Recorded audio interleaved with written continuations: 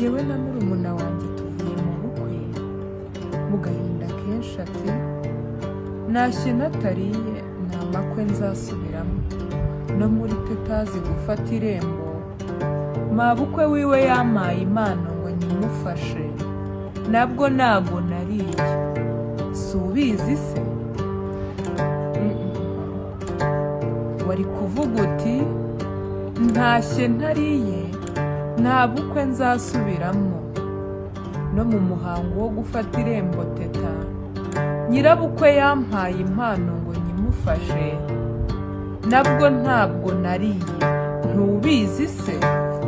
ururimi rwacu rw'ikinyarwanda ni umwambaro w'umuco uruvuga n'ababa yiyambika